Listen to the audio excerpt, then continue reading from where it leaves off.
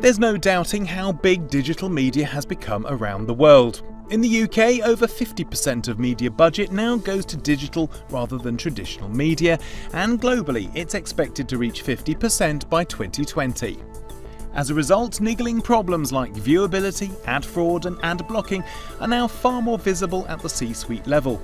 But not all the issues are technical. The industry, I think, has recognized they have to come up with better ads. When you look at ad blocking, for example, about 600 million ad blockers deployed, double-digit growth pretty much across most markets. And I think it's a recognition that we're creating a lot of bad, annoying, intrusive ads that just people want to tune off. So we got to make sure that we not only meet the requirements of advertisers that want to put more investment online by having that rigor behind it, but at the same time, when we do that, we don't annoy people and have them turn off online ads. For years in the desktop internet experience, we had this notion of no pop-ups and ensuring people could get to content quickly.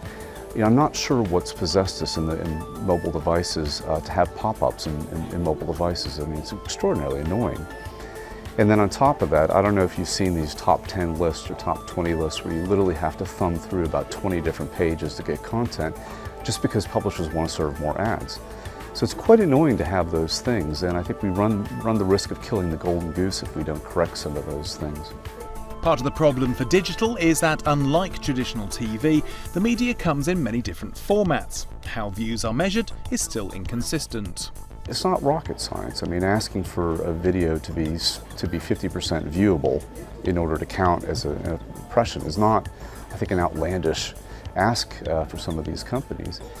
And as we've gone through that debate with them, I've had very surreal meetings where you've had some of these publishers claim that just a view of a few pixels within a video is enough to make a brand impact, which is just ridiculous. Anybody watching this video, if you just saw a few little images in the bottom right-hand corner, would know that and particularly with the sound off, it doesn't make much of an impact. So adopting those standards to reflect consumer behavior, I think, is also important as well. So now having, for example, an in-stream video on mobile count when the audio is not on, I think, is an important adaptation of some of those standards. Trying to establish a new set of standards for viewability isn't easy when digital ads are shown in so many different environments.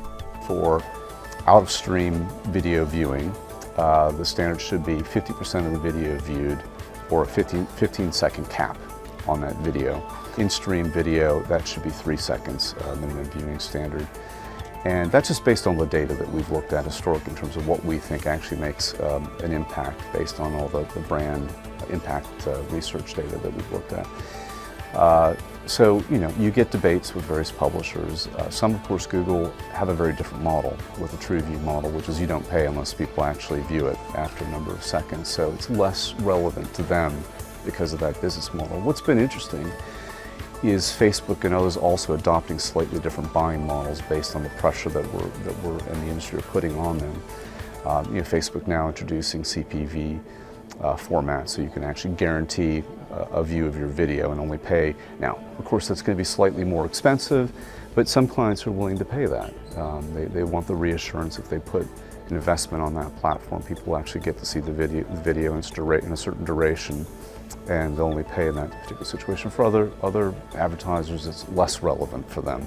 It's been recognised for some time that TV ads don't necessarily translate into good online ads. So what do creatives need to be thinking about? I mean, most people are viewing these videos on mobile phones, so therefore vertical formats, for example, are much more impactful than a more traditional television panoramic format. We know they often don't have the sound on, so therefore you have to do something that has a visual impact. You can't rely on the sound being on to get the message across.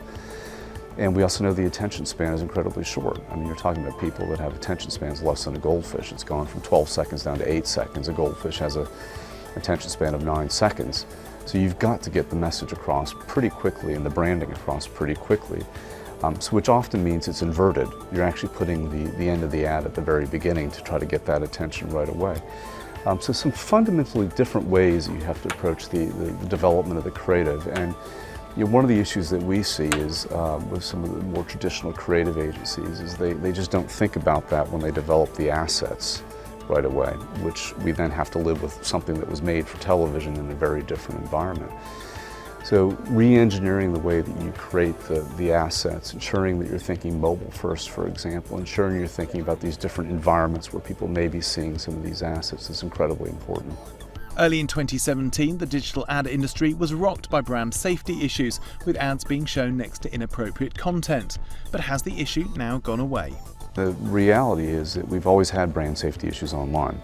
And to me, it's a bit like doping at the Olympics. You're always going to have people at the Tour de France or the Olympics that are doping. It's just a question of what measures do you have in place to try to mitigate that or eliminate that.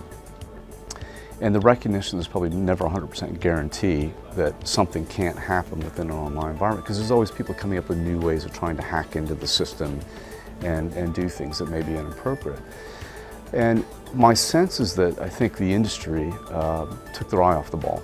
And I think when you look at Google and particularly YouTube, and the reality is with some of those examples that we're seeing in the press, not that many people saw it. If you looked at the impressions, there are very few. I mean, maybe 100 people, 20 people.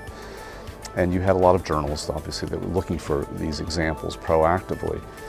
And there were some instances where there may have been some publishers that had a vested interest in ensuring that people would take money away from the likes of YouTube and put it elsewhere.